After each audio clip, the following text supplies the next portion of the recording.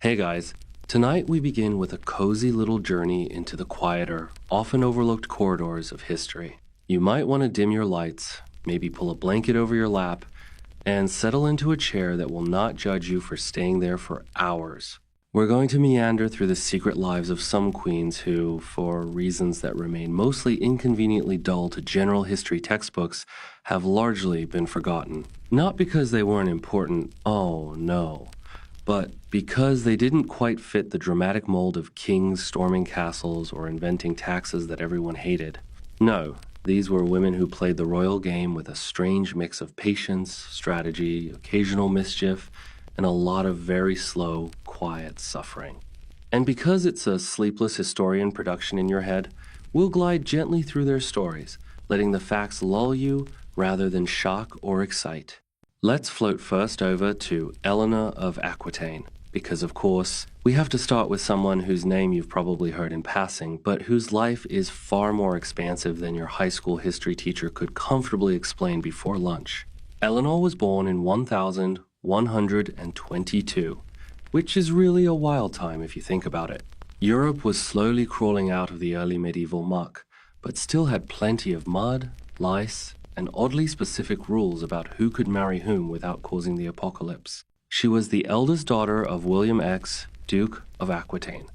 And, well, she inherited a massive duchy because why not give a teenage girl control over something roughly the size of modern France's Gironde region? That's like giving a high schooler your credit cards, your house, and the city planning department.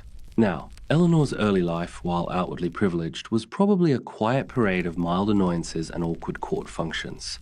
Think banquets with food that had been sitting out long enough to grow its own personality, and endless discussions about land boundaries with men who were trying very hard to look intimidating while wearing pants that could double as tents. She was educated, which was unusual, because most girls at the time were being educated in either the domestic arts or in the very specific skill of not questioning men. Eleanor, however, could read, write, and debate theology with a monk without ever needing to pretend she didn't know what she was talking about. This would later make her a bit dangerous, socially speaking, but also extremely effective. And yes, she had a temper, though it mostly manifested in quietly seething until she could enact plans that were, if not revolutionary, at least very inconvenient for anyone who had annoyed her. By the age of 15, Eleanor had married Louis VII of France. Now, if you're imagining a wedding that involved delicate flowers and romantic vows, let's temper that a bit. Marriages among royalty were rarely about romance and mostly about strategic land acquisition and the gentle subjugation of human feelings to political necessity. Still, Eleanor must have found Louis mildly disappointing. He was pious, bookish, and devoted to an idea of virtue that probably involved very specific rules about fasting and the correct angle at which to fold one's hands during prayers.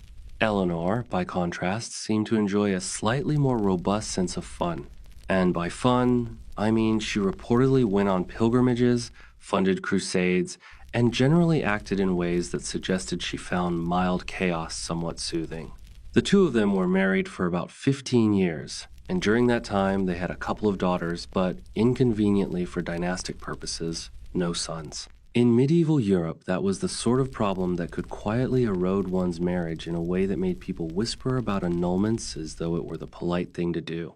Which brings us to the famous annulment of 1152.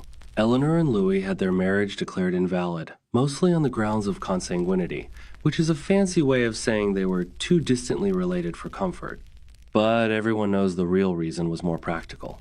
The marriage hadn't produced a male heir, and medieval politics had very little patience for female complications. Eleanor, being Eleanor, didn't sulk in some castle corner. No, she went on to marry Henry, Duke of Normandy, who would shortly become Henry II of England. This was in some ways the start of the famous Angevin Empire, which was really just an enormous, awkwardly glued-together collection of territories stretching from Scotland to the Pyrenees. Eleanor became Queen of England at 33, which in today's terms might feel late for a first marriage, but in medieval terms meant she was entering her prime for intrigue, plotting, and gentle exasperation of her husband. Now, Henry II and Eleanor's marriage was complicated. Henry, of course, was clever, ruthless, and had an appetite for control that was more consistent than a metronome. Eleanor, equally clever and not averse to subtle manipulation, often found herself quietly frustrated. She had 8 children with Henry, which, let's be honest, must have been exhausting in every possible way. Medieval childbirth was not a spa experience, and Eleanor probably spent a fair amount of time lying down and contemplating her own patience, while also planning which of Henry's courtiers would benefit from sudden but quiet demotion. The couple famously quarreled, and in 1173, Eleanor supported a rebellion of her own sons against their father. Because why not double down? She was eventually imprisoned for 16 years, confined mostly to Windsor Castle, which sounds cozy if you ignore the lack of Netflix, fresh air, and autonomy. Despite the imprisonment, Eleanor survived. And not just survived, she emerged politically active, mentoring her sons, influencing English governance, and occasionally attending court with the sort of quiet dignity that makes you think she was probably plotting multiple feuds at once while knitting or doing some other medieval equivalent of scrolling on her phone. She died in 1204 at the age of 82, which is impressive by any standard, but especially impressive when you consider she had spent a significant portion of her life married to one man, rebelling against another, and running an empire in which everyone seemed determined to annoy her. Let's drift gently to another queen who never got quite the fame Eleanor did, though she was arguably even more enigmatic. Margaret of Anjou. Born in 1430, Margaret was French by birth, but ended up Queen of England through marriage to Henry VI, a man so fragile and pious that historians occasionally wonder if he was just trying to nap his way through life. Margaret, by contrast, was ambitious, cunning, and, to be honest, probably rather tired of the slow-motion chaos surrounding the Wars of the Roses. She was married at 15, which again is a recurring theme you're probably noticing. Teenage brides, medieval dynasties, everyone pretending that emotional maturity was a minor suggestion rather than a requirement. She quickly discovered that Henry was more interested in his prayers than in ruling an unstable kingdom, which left her to do most of the heavy lifting politically. Margaret's life is a slow, almost sleepy parade of court intrigue, battles of influence, and occasional heartbreak. Her husband suffered from recurrent bouts of mental instability, which meant she often acted as the de facto ruler. She made alliances, negotiated truces, and tried to keep her family alive, while kings and dukes flitted about like slightly confused moths around candle flames.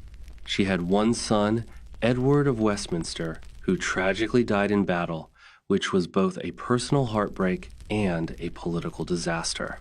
Margaret herself was captured and ransomed multiple times, which is a reminder that medieval queens were not merely decorative. They were often bargaining chips, military assets, and, occasionally, the sort of people who could quietly orchestrate things while everyone else assumed they were fussing over embroidery. It's worth noting the curious emotional tenor of Margaret's life. Unlike Eleanor, who seemed to glide through political entanglements with a sort of ironic amusement, Margaret's life was tinged with grief and quiet desperation. She lost power, lost family, and eventually died in relative obscurity in France in 1482. Yet even in her loss, there is a strange dignity. She was, in many ways, a queen whose life was defined by necessity rather than desire, a recurring motif among the queens we'll meet tonight. And if we drift slightly north, we encounter Margaret Tudor, who brings us back into a quieter, calmer world of dynastic frustrations. Born in 1489, she was the older sister of Henry VIII, a man who would become legendary for marital experimentation and mild family chaos.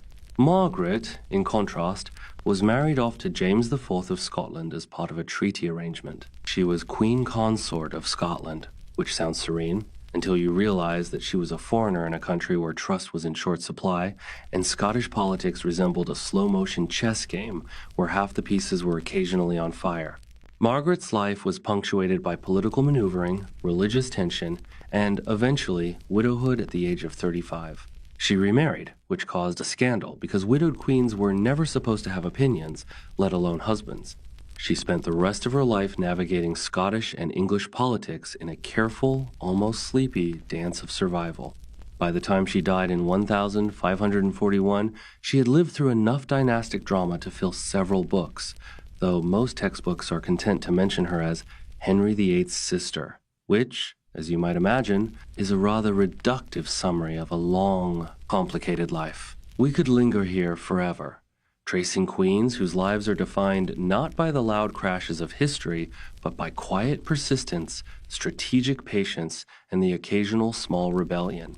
These are women who managed estates, bore heirs, and occasionally, just occasionally, flouted convention in ways that were noticeable enough to leave traces but not dramatic enough to dominate headlines. Their lives are, in a sense, the perfect lullaby for anyone trying to drift into a historical reverie. You can follow the threads of their ambitions and frustrations without ever needing to worry about sudden action or cliffhangers.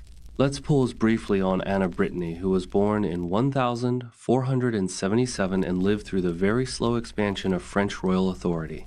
Anne was married twice, both times to kings of France, and she spent much of her life negotiating the tricky balance between her own duchy's autonomy and the slow creep of central power. She was intelligent, patient, and politically active, qualities that allowed her to navigate the royal court without the dramatic flair that gets people remembered in legends. Her life was marked by careful planning, quiet resistance, and eventually acceptance of her role in the royal machine. She died relatively young, at 36, which makes her accomplishments feel both impressive and tragically understated. And so we continue, floating gently through the lives of queens whose stories have not been sensationalized. These women remind us that history is not only about wars, revolutions, or loud proclamations. Sometimes, history is the quiet unfolding of someone managing a household, raising heirs, negotiating treaties, and surviving the slow, relentless march of time.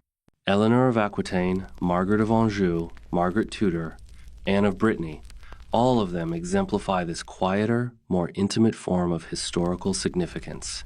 Their triumphs and frustrations are not recorded in fiery battles or dramatic speeches, but in letters, treaties, and the subtle shaping of dynasties. All right, let's float over now to another corner of Europe where dynasties collided in slow motion and queens had to quietly navigate a maze of expectations, etiquette, and occasionally inconvenient husbands.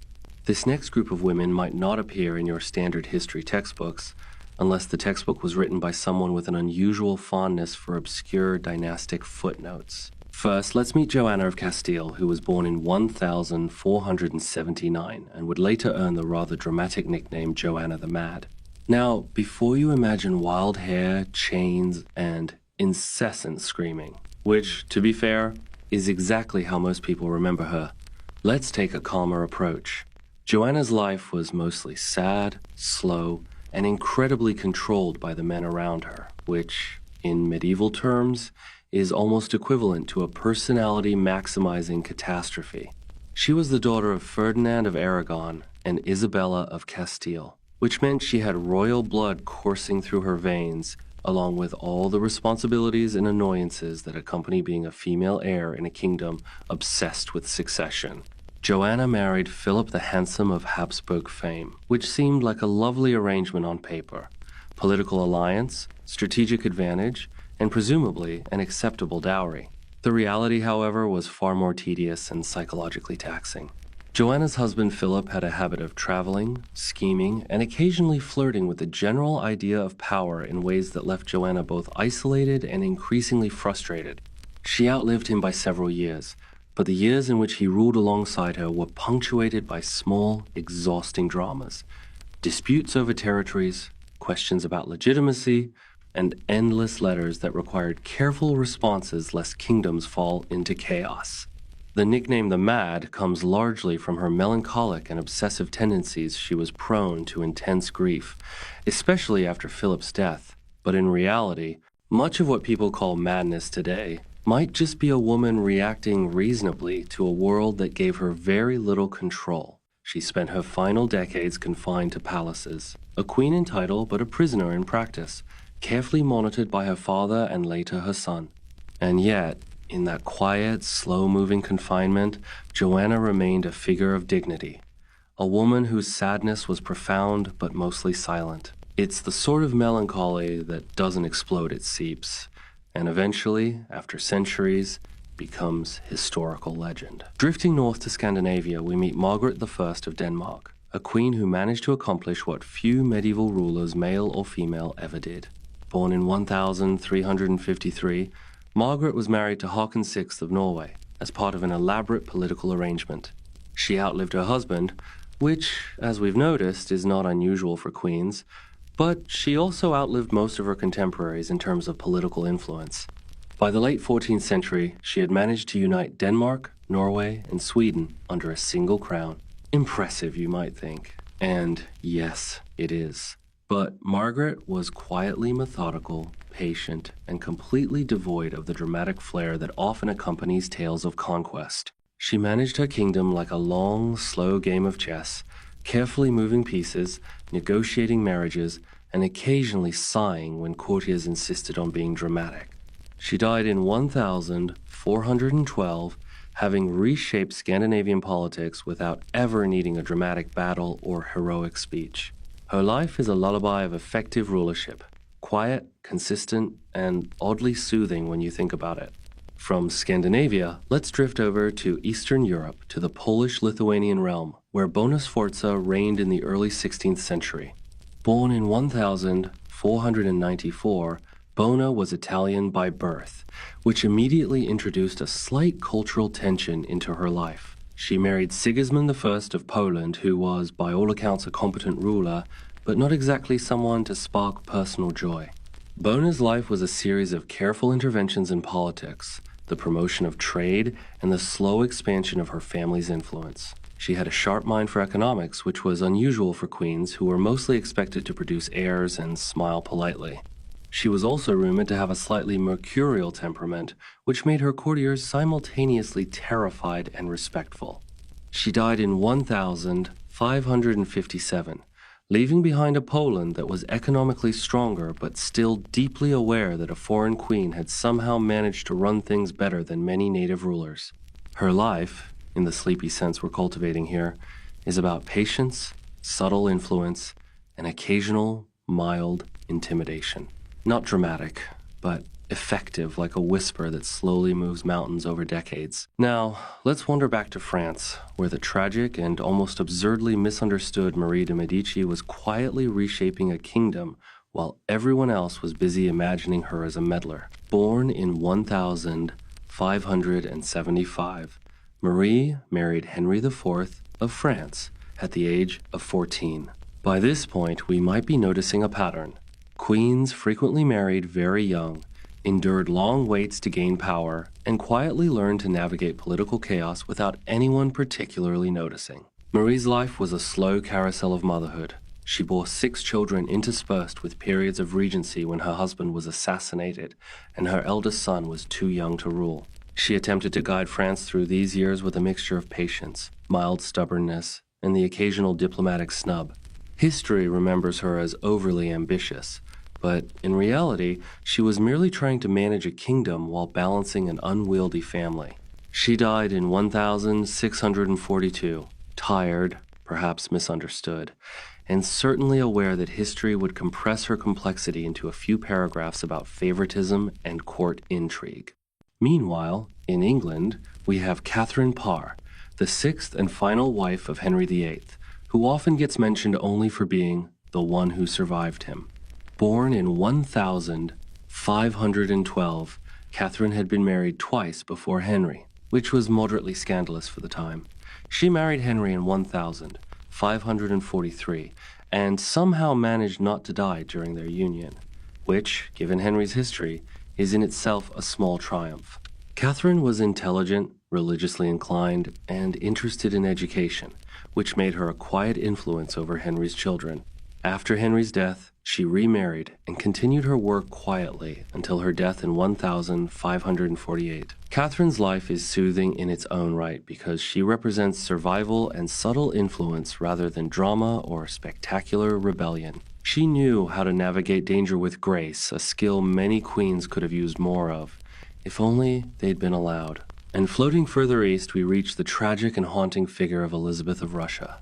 Born in 1709, she was the daughter of Peter the Great, which already sets the stage for a life filled with high expectations and endless formalities. Elizabeth never married, which is mildly unusual for the period, and instead focused on governing with what might be politely described as an eccentric devotion to detail. She loved architecture, the arts, and the slow, careful management of her court. She banned capital punishment, which is a small but noteworthy historical footnote, and spent her reign quietly shaping the culture of Russia. Elizabeth's life is remarkable not for loud achievements, but for the steady, quiet cultivation of taste, order, and small, precise reforms. She died in 1762, leaving behind a legacy that is calming in its predictability yet impressive in its subtlety. It's fascinating to observe a recurring theme among these queens. Whether through illness, political necessity, or personal temperament, their lives were often defined by a slow accumulation of small, deliberate actions. Unlike kings, whose stories often involve sudden, loud exploits, these queens quietly endured, influenced, and occasionally rebelled in ways that history textbooks rarely find dramatic enough to headline. Yet their contributions were significant. They managed dynasties, advised sons and husbands, and, in many cases, quietly altered the political landscape of entire regions. Their struggles were internal, their victories measured in stability rather than spectacle, and their failures often invisible unless you know where to look. And if we wander briefly into the microcosm of daily life, there's another layer to explore. Queens had routines: waking before sunrise, attending mass, supervising household management, reviewing correspondence, and occasionally enforcing discipline among servants or courtiers. Some, like Eleanor of Aquitaine, were rumored to enjoy hunting and outdoor sports, which might sound leisurely but in practice required stamina and focus. Others, like Margaret Tudor, navigated domestic politics with a mix of patience and tactical thinking, ensuring that estates were productive and alliances remained stable. These daily rhythms, while seemingly mundane, were in themselves acts of governance. A queen's attention to the slow details of life often determined whether a kingdom prospered or merely survived. So tonight, as you drift, imagine these women quietly walking through the corridors of palaces, surrounded by silks, letters, and maps, making decisions that were monumental yet invisible. Their influence is subtle, their stories slightly obscure, but the cumulative effect is astonishing. They demonstrate that history is not always a series of dramatic leaps and crashes. Sometimes it is a gentle, persistent shaping of reality by those who are patient enough to endure. Now, let's float over to the lesser-known corners of Europe, where queens ruled quietly, sometimes eccentrically, and occasionally left behind stories that feel almost like whispers from another time. These are the women whose lives weren't written in grand battles or celebrated in epic poems, but whose choices, habits, and tragedies shape dynasties in ways history often forgets. Take, for example, Maria of Portugal, born in 1527. Maria married Philip II of Spain, who was already managing a rather large and cumbersome empire. Philip was known for his seriousness, his devotion to Catholic orthodoxy, and a level of personal emotional restraint that would be impressive if it weren't so exhausting to anyone around him. Maria, by contrast, had a quieter, more subtle influence. She navigated Spanish court life with a mixture of prudence and mild frustration, often watching as her husband's ambitions stretched far beyond her immediate understanding. She bore children, managed households, and mediated courtly disputes, a role so tedious and prolonged it almost seems hypnotic to recount. Her life ended quietly in 1577, leaving Spain slightly better managed, slightly more complicated, and historians with the faintest trace of her influence to puzzle over. Meanwhile, drifting east, we find Sophie of Anhalt-Zerbst, later better known as Catherine the Great of Russia. Now, we're all familiar with her eventual reign, but her early life is a study in subtle, slow transformation. Born in 1729, Sophie was a minor German princess who married Peter III of Russia, a man widely remembered for a combination of incompetence, eccentricity, and general irritating behavior. Sophie's rise to power was not a series of dramatic coups and theatrical speeches, at least, not in the beginning. She spent years quietly learning Russian, understanding court politics, and observing the weaknesses of her new husband. Her cleverness lay in patience. She absorbed every insult, navigated every minor scandal, and waited for the precise moment when she could act decisively. Even in her early years, she displayed a quiet, almost surgical sense of strategy. History often remembers her for her later achievements, but the foundation of her power was this slow, persistent observation and adaptation, a gentle lesson in patience that might lull a listener into both admiration and a very mild sleepiness. Drifting slightly south to Italy, we meet Isabella d'Este, a figure whose life is quietly astonishing if you like your history measured in subtleties rather than swords. Born in 1474, Isabella married Francesco II Gonzaga, Marquis of Mantua, in a match that was politically expedient but personally complicated. Isabella's life was largely consumed with patronage, the management of courtly affairs, and the subtle negotiation of power behind the scenes. She commissioned art, corresponded extensively, and mediated disputes, all the quiet work of a queen who understood influence as a gentle, persistent pressure rather than a dramatic declaration. Her personality is recorded as intelligent, charming, and slightly imperious, which probably made her daily routines a mix of meticulous planning and small frustrations. She died in 1539, having carefully shaped Mantua's court, leaving behind a legacy that is more cultural than political, more enduring in libraries and galleries than on battlefields. Now, let's wander briefly to Scandinavia again, to the quietly tragic life of Christina of Sweden, born in 1626. Christina is remembered for her eccentricity, but the reality is subtler than the popular stories suggest. She ascended the throne at the age of 6, which, unsurprisingly, meant a life of slow, careful preparation and constant observation of adults whose intentions were rarely aligned with her own desires. Christina's personal quirks, wearing men's clothing, refusing marriage, devoting herself to learning and philosophy, were all small but persistent assertions of autonomy in a world that expected her to perform a role she had not chosen. She abdicated in 1654, choosing personal freedom over political obligation, a decision that is remarkable for its quiet dignity. Her life is a gentle demonstration of self-determination, of patience, and of the subtle ways one can influence a world even while stepping away from it entirely. Meanwhile, in Central Europe, there is the quiet story of Maria Theresa of Austria, born in 1717. Unlike some of the queens we've met, Maria Theresa was a mother, a ruler, and a bureaucratic force. She inherited a complicated empire and managed it with a combination of rigorous detail, strategic marriage alliances, and occasional bouts of mild exasperation at her children, of whom there were 16. She reorganized her administration, strengthened her armies, and reformed education and finance, all in a manner that is almost soothingly methodical if you imagine it as a slow river of careful planning. Maria Theresa's life was filled with long hours, meticulous correspondence, and the quiet frustration of being a woman expected to manage men's ambitions while supervising her own sprawling family. She died in 1780, leaving behind an empire more cohesive than the one she inherited, a quiet, persistent legacy of order rather than drama. And floating to the British Isles again, we find Mary II of England, who ruled jointly with her husband William III during the Glorious Revolution. Born in 1662, Mary was a princess, daughter of James II, and grew up in a world of dynastic tension and religious controversy. Her reign, though shared, was marked by calm, rational governance rather than heroic speeches or battlefield triumphs. She navigated religious disputes, administrative challenges, and a slow transformation of political culture with a mixture of patience, decorum, and quiet influence.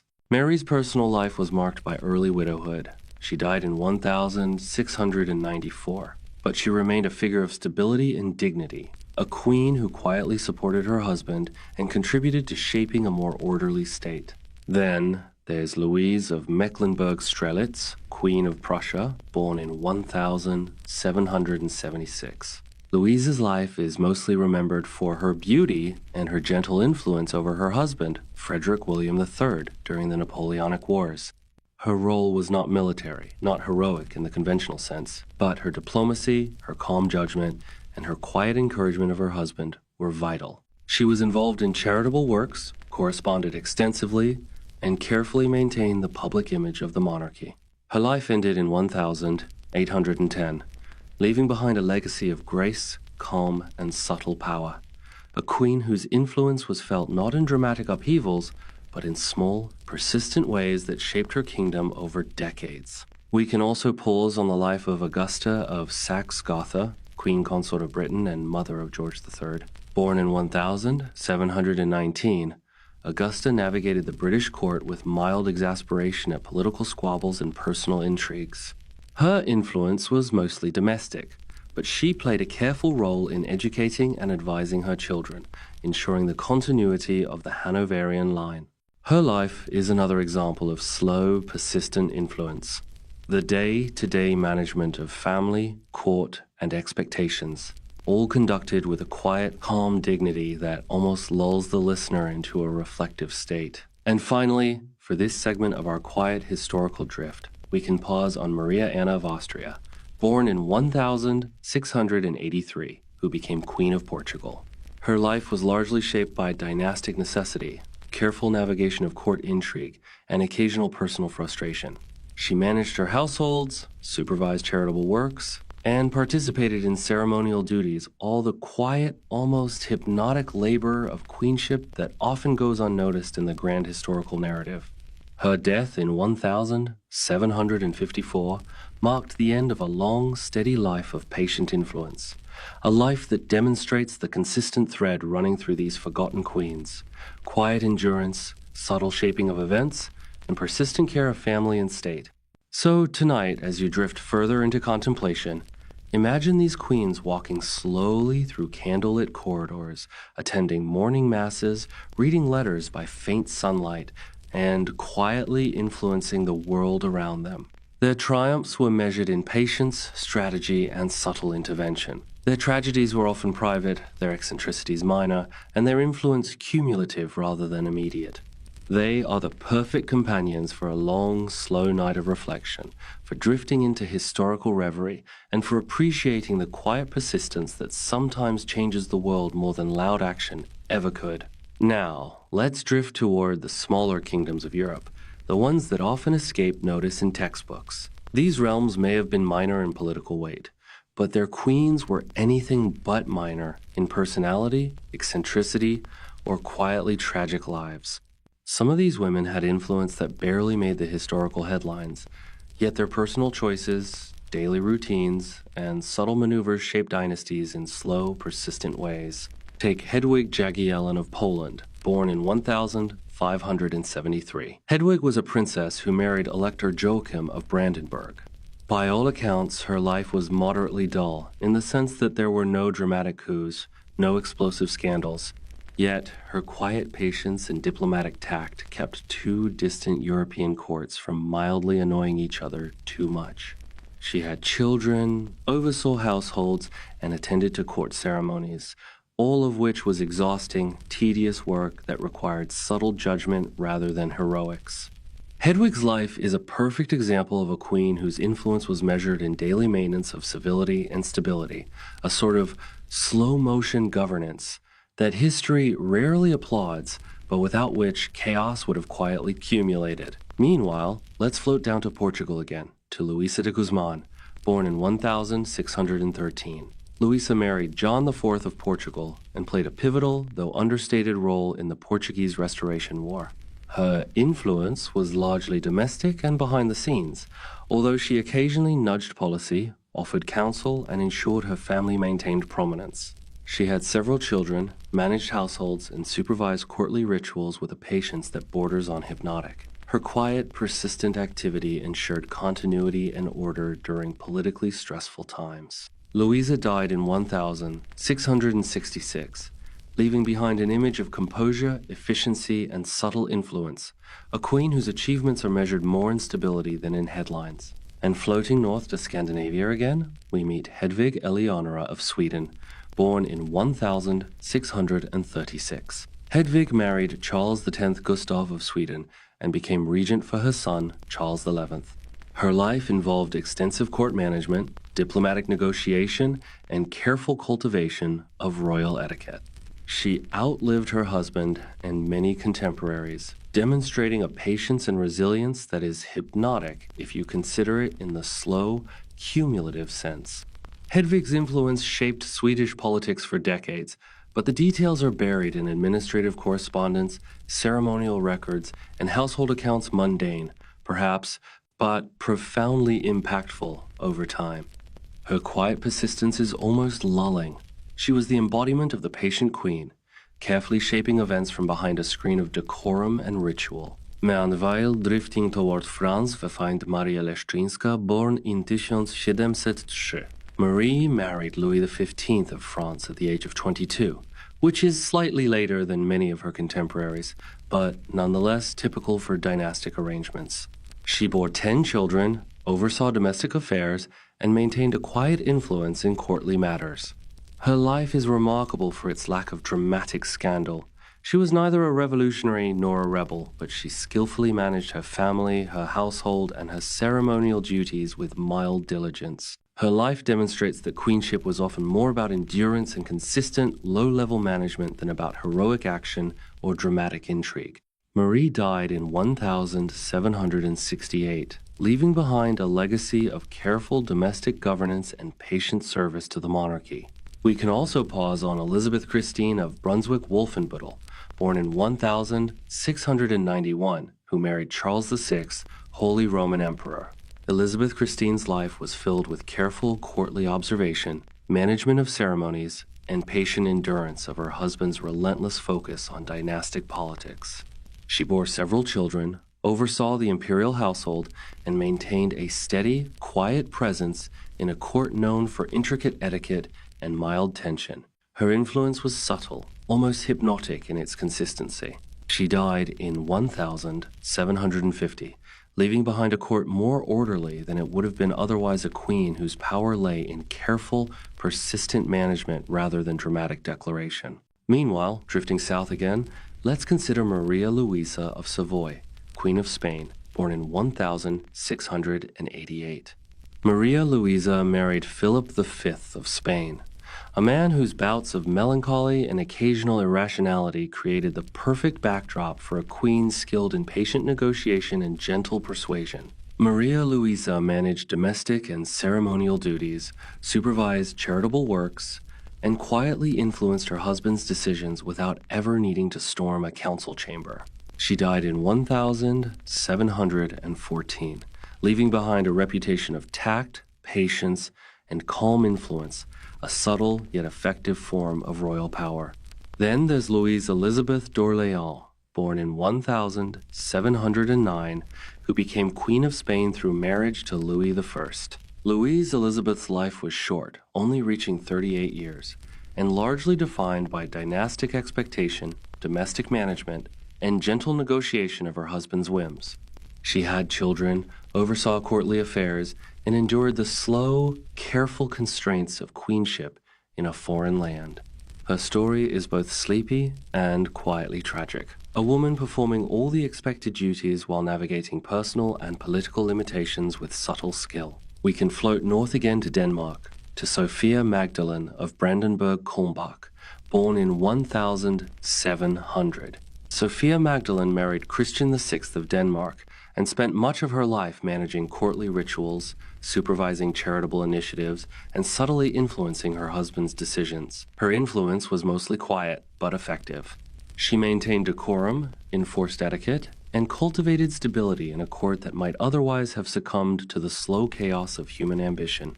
She died in 1770, leaving a legacy of careful, persistent order, another example of queens whose lives were defined by subtle endurance rather than dramatic events. Finally, for this segment, we can pause on Maria Carolina of Austria, born in 1752. Maria Carolina married Ferdinand IV of Naples and navigated a kingdom filled with political instability, foreign threats, and dynastic expectation.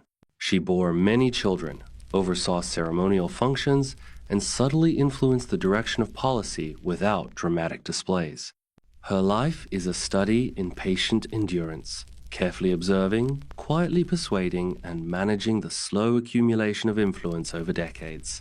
She died in 814, leaving behind a Naples shaped gently, persistently, and almost imperceptibly by her quiet efforts. What we begin to notice in this gradual drift through queens of smaller realms and lesser-known courts is a recurring pattern. Their power is cumulative rather than immediate, their influence subtle rather than obvious, and their lives often quietly tragic or mildly frustrating. They endured long hours of ceremonial duty, complex familial expectations, and the persistent burden of navigating politics that were rarely forgiving.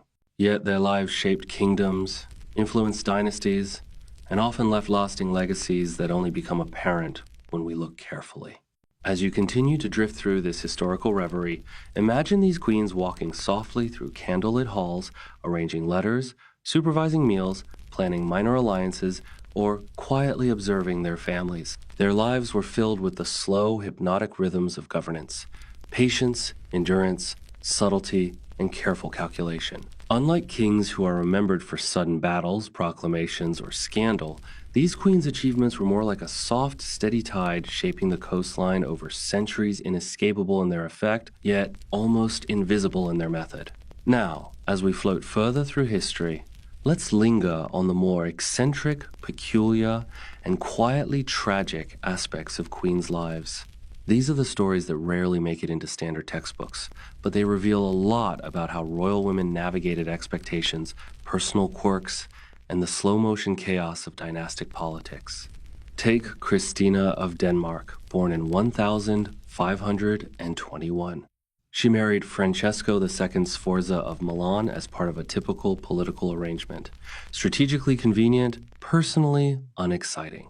Christina's life was mostly defined by travel between courts, ceremonial obligations, and the slow accumulation of political influence, which she exercised in a way that historians often dismiss as minor, but which was crucial for her family's survival. She reportedly had a love of literature and learning, which sounds mundane until you imagine her reading quietly while courtiers fretted over protocol, diplomacy, and the inevitable minor scandals of court life. Christina died in 1590, leaving behind a life of subtle influence and intellectual curiosity, proving that quiet eccentricities often coexist with political necessity. Meanwhile, let's drift toward Hungary and Austria, where Maria Theresa of Spain, born in 1638, led a life punctuated by domestic oversight and mild frustrations with her husband, Leopold I, Holy Roman Emperor.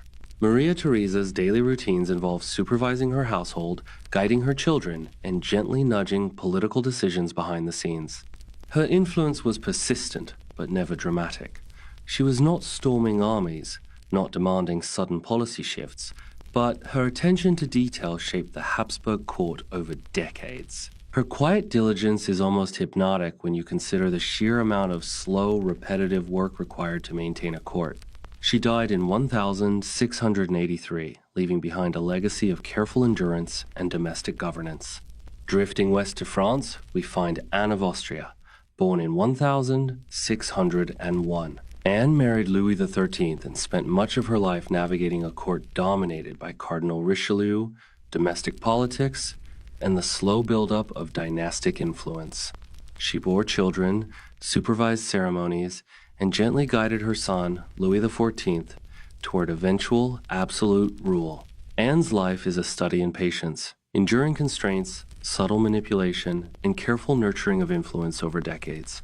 Her achievements are quiet but significant, demonstrating that long-term guidance and slow strategy can be as powerful as battlefield victories. She died in 1666, leaving France on the cusp of its most famous era under Louis XIV. Meanwhile, let's drift to Scandinavia, to Hedwig Eleonora's lesser-known contemporary, Ulrika Eleonora of Denmark, born in 1656.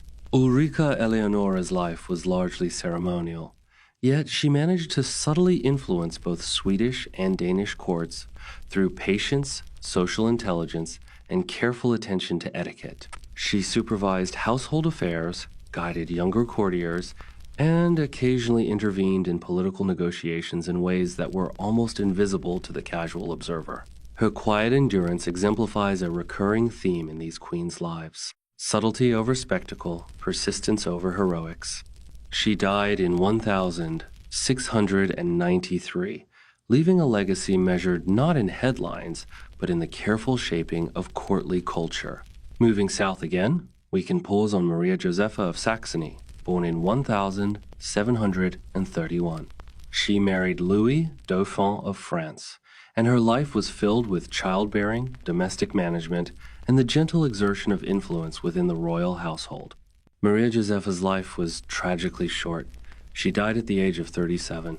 Yet, within that span, she subtly guided her children, supported charitable works, and maintained stability in a court where small missteps could lead to enormous consequences. Her influence was quiet but deeply felt, a soft thread running through a turbulent dynasty. Meanwhile, in England, Caroline of Ansbach, born in 1683, married George II and became queen consort in 1727. Caroline's life was a mixture of domestic diligence, intellectual engagement, and subtle political guidance. She advised her husband, managed court affairs, and cultivated cultural initiatives quietly, without fanfare or scandal. Caroline's legacy is one of calm, persistent influence, showing that queens' power often lies in patient observation and the careful shaping of their environment rather than dramatic intervention. She died in 1737, leaving behind a court more organized and stable than it would have been otherwise. Now let's drift briefly to Portugal, to Mariana Victoria of Spain, born in 1718. Mariana Victoria married Joseph I of Portugal as part of a dynastic arrangement and spent much of her life quietly navigating court politics, ceremonial obligations, and domestic management. She bore children, supervised charitable works, and subtly influenced policy through patient observation and gentle persuasion. Mariana Victoria's life was long and steady. She died in 1781, leaving behind a kingdom subtly shaped by her persistence and discretion. Meanwhile, drifting east to Austria, we have Maria Christina of Austria, born in 1742. She married Albert of Saxony-Teschen and spent her life managing courtly rituals, overseeing charitable activities, and gently guiding family and political affairs. Maria Christina's influence was cumulative, subtle, and persistent. She died in 1798, leaving a quiet but enduring imprint on the courts she inhabited. Finally, for this segment, let's pause on Louise of Mecklenburg-Strelitz, born in 1776, who became Queen of Prussia. Louise's life was marked by calm, dignified influence during a period of political upheaval and war.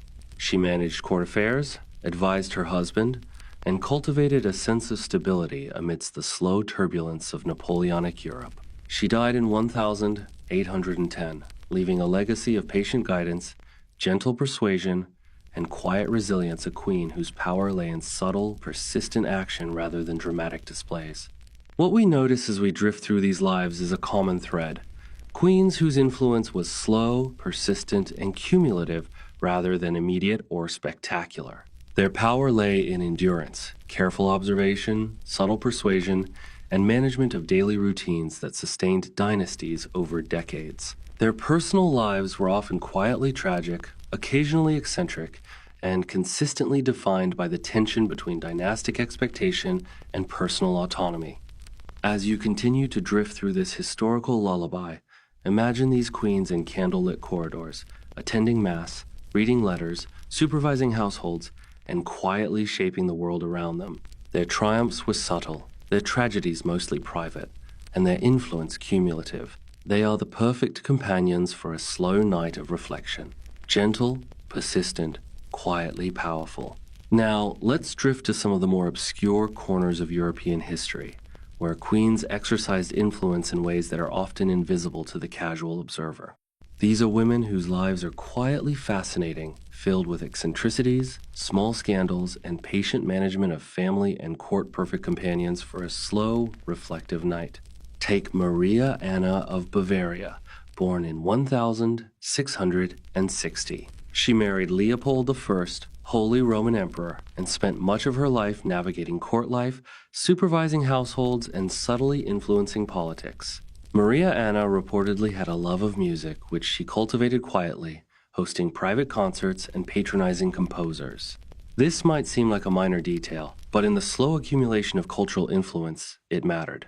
Her life was largely domestic, but through careful cultivation of taste and ceremony, she subtly shaped the aesthetic and intellectual environment of her court. Maria Anna died in 1690, leaving behind a legacy of quiet refinement and persistent influence.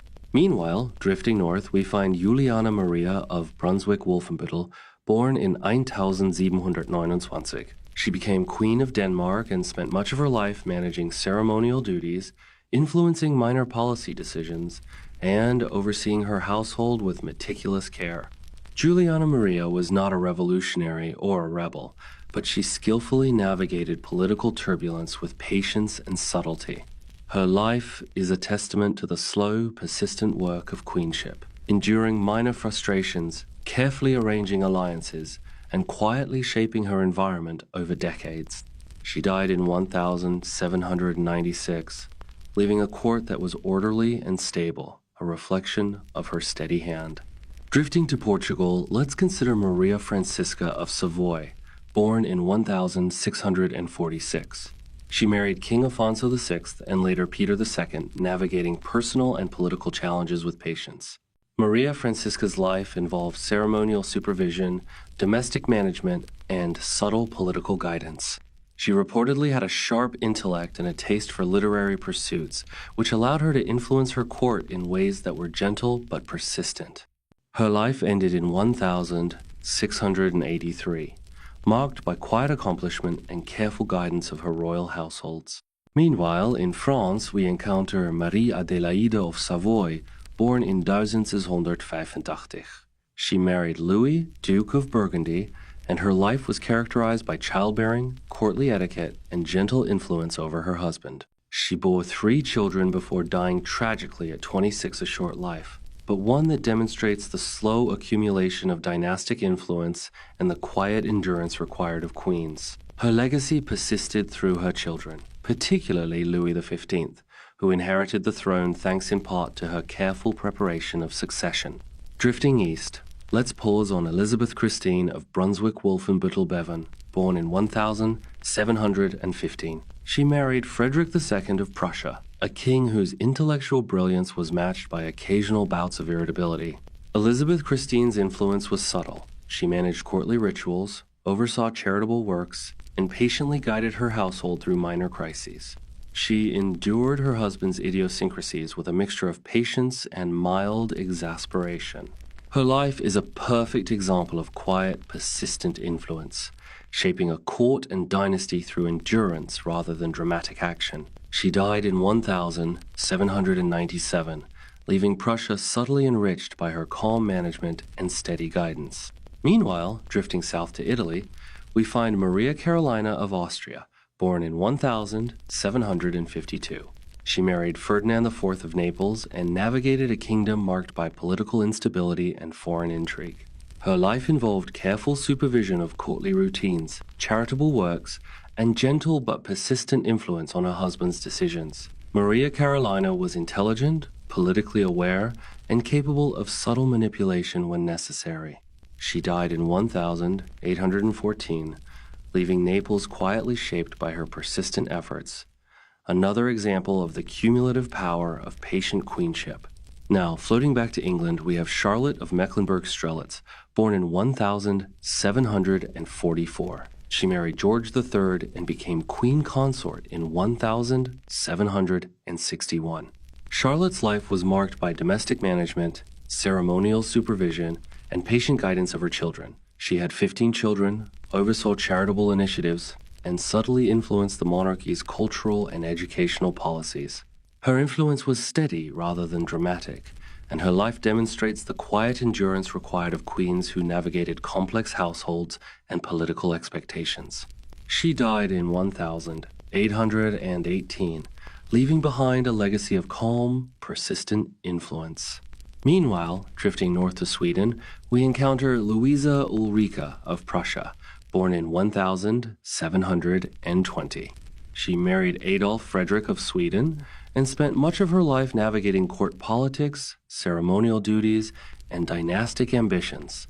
Louisa Ulrika had a taste for the arts, particularly music and theater, which she cultivated quietly.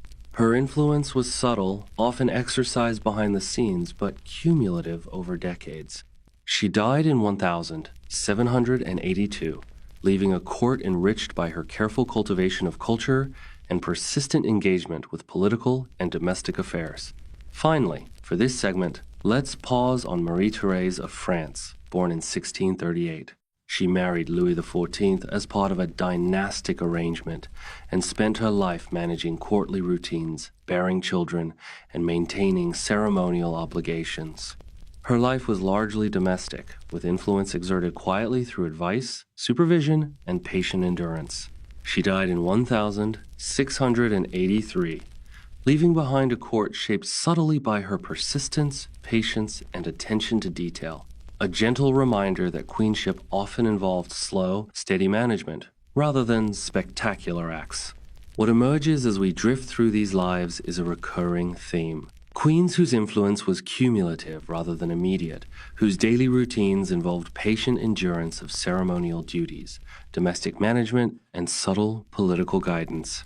Their eccentricities, minor scandals, and personal frustrations add texture to their lives, but the overarching pattern is one of quiet persistence. They shaped dynasties, guided heirs, and influenced culture in ways that are often invisible in standard historical narratives. As you continue to drift into this historical reverie, imagine these queens moving through palace corridors, attending mass, reading letters, supervising meals, and quietly guiding the world around them. Their triumphs were subtle, their eccentricities small, and their influence cumulative. They are companions for a long, reflective night, exemplifying calm endurance, quiet intelligence, and patient navigation of the slow, persistent pressures of dynastic life. Now, as we continue our slow glide through history, let's pause on some queens whose lives were marked by odd habits, subtle eccentricities, and quiet tragedies that rarely make the headlines. These women remind us that queenship was often less about spectacle and more about enduring the slow, persistent rhythms of power and domestic life. Take Louise of Saxe-Gotha-Altenburg, born in 1711. She married Frederick II, Duke of Saxe-Gotha-Altenburg, and spent much of her life managing her household, supervising ceremonies, and quietly influencing her children. Louise reportedly had a fondness for embroidery and music, minor hobbies that consumed hours of her days, but also allowed her to cultivate culture within her household. Her influence was subtle, cumulative, and persistent, shaping a duchy without dramatic proclamations or battlefield victories. She died in 1775, leaving behind a legacy of quiet endurance and domestic cultivation. Meanwhile, drifting to Bavaria, we find Maria Anna of Austria, born in 1683. She married Charles II of Spain and endured the peculiar challenges of a court where dynastic politics, ceremonial obligation, and personal health concerns intersected in exhausting ways. Maria Anna's life involved careful attention to protocol, patient management of her household, and subtle influence on her children. Her health was fragile, her days long, and her influence steady but mostly invisible. She died in 1754. Leaving a Spain shaped in small but lasting ways by her patient perseverance. Drifting north to Denmark again, let's consider Juliana Maria of Brunswick-Wolfenbüttel, born in 1729.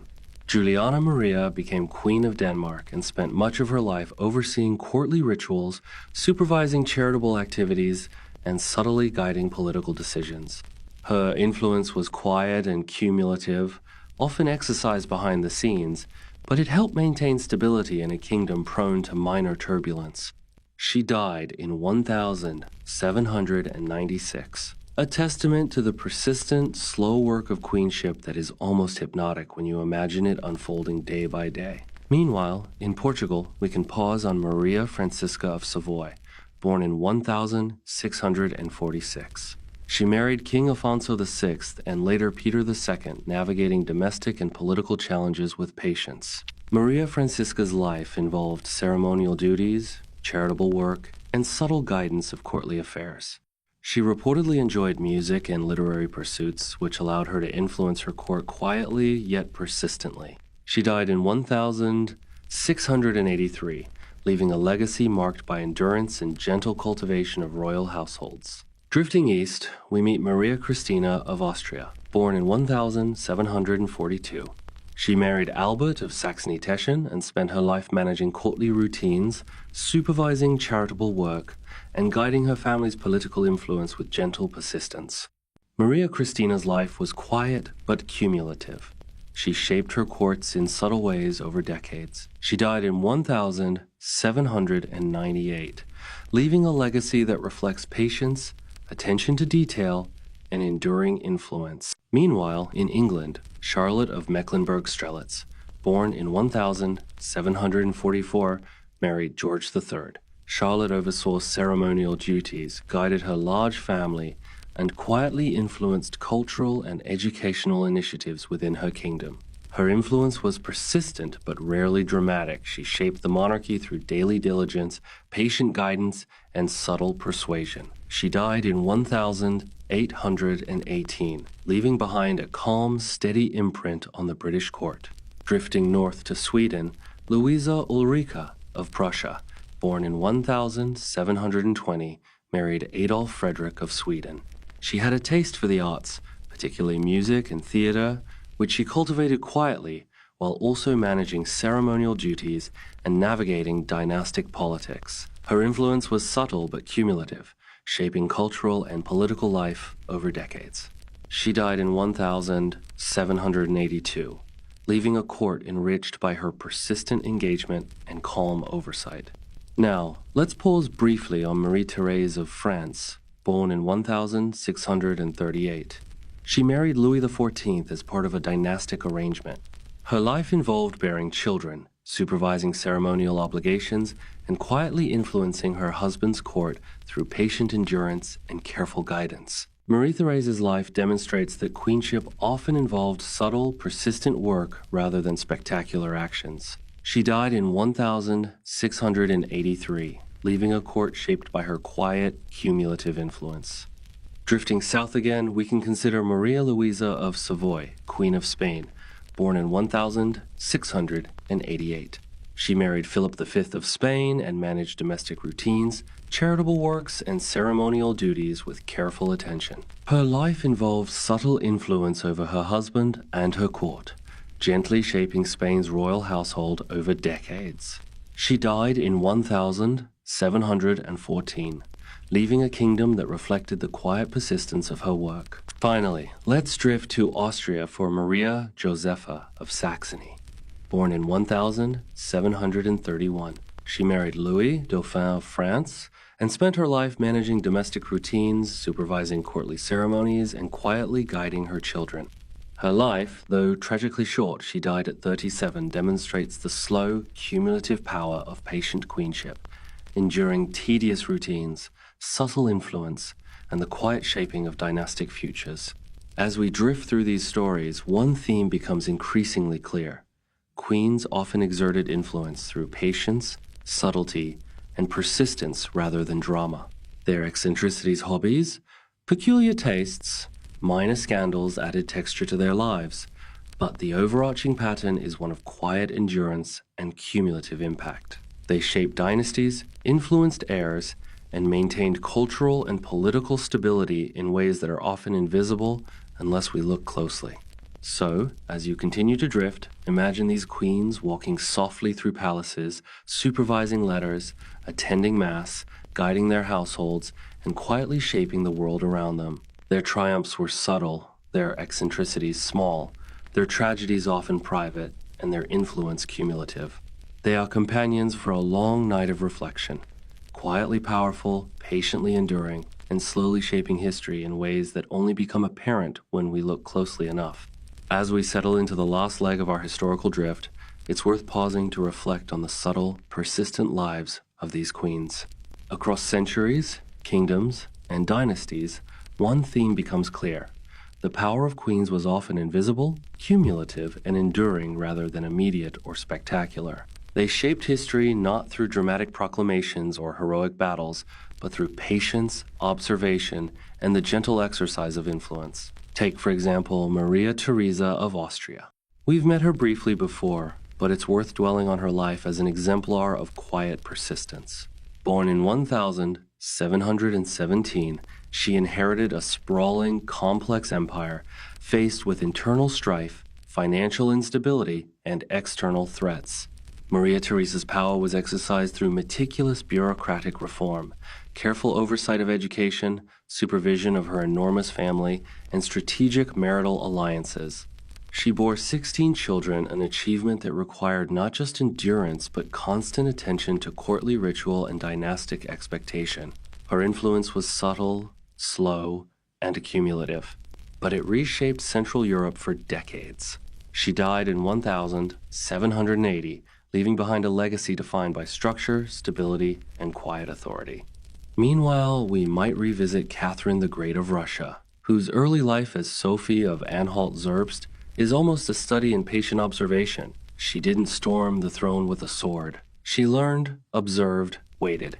By quietly understanding her husband, Peter III, and the intricate politics of the Russian court, she positioned herself for influence and, eventually, rule.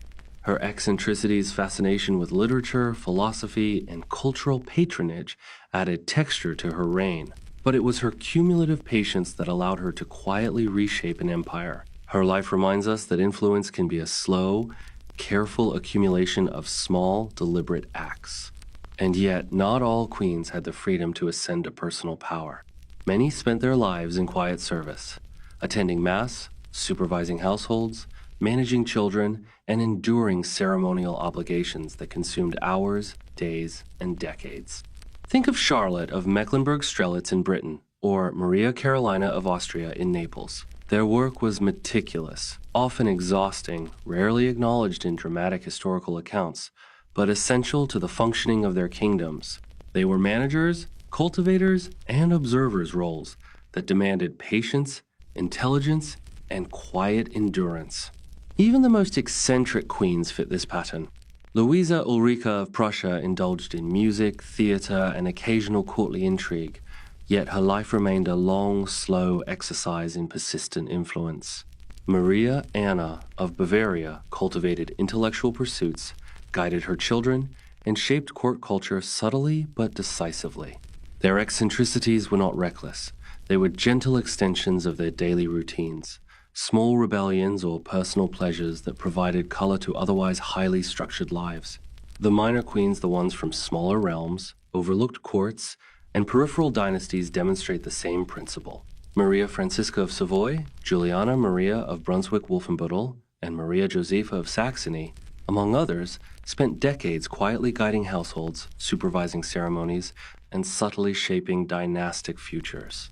They endured minor frustrations, peculiar husbands, and the slow grind of ceremonial obligations, yet their work persisted, quietly reshaping the political and cultural landscapes of their kingdoms. Their influence was cumulative, their endurance remarkable, and their impact often invisible to the casual observer. And this, perhaps, is the central lesson of these forgotten queens.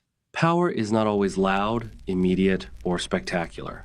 Often, it is slow, patient, and persistent. Influence is exercised in small gestures, subtle interventions, and the patient management of daily routines. Triumph is measured not in headlines, but in decades of steady, thoughtful action. Eccentricities, minor scandals, and private tragedies provide texture, but they do not define the full scope of these women's accomplishments. As you drift further into this quiet historical reverie, imagine these queens in candlelit corridors, reading letters by morning sunlight, supervising meals, attending mass, guiding children, gently persuading husbands, and subtly shaping the world around them. Their lives were a series of cumulative acts, small, deliberate, and persistent. They endured long hours, tedious routines, personal frustrations, and social constraints. Yet through it all, they influenced the course of history in ways both subtle and enduring. So tonight, as you close your eyes and drift further into sleep, Remember the quiet endurance of these forgotten queens. They exemplify patience, subtlety, and persistence. Their triumphs are invisible, but lasting. Their influence is cumulative, shaping empires and dynasties with the soft, persistent touch of daily life. They are the perfect companions for a long, reflective night, reminding us that history is often quietly written, not in dramatic leaps, but in steady, persistent acts of enduring influence. Let the image of these queens walking softly through palace corridors, supervising ceremonies, and quietly shaping dynasties linger as you drift off. Their lives were slow, patient, and cumulative, reminding us that sometimes the most profound influence is not loud or immediate, but persistent, subtle, and enduring over time. Good night, and let the quiet, persistent endurance of these queens accompany your dreams.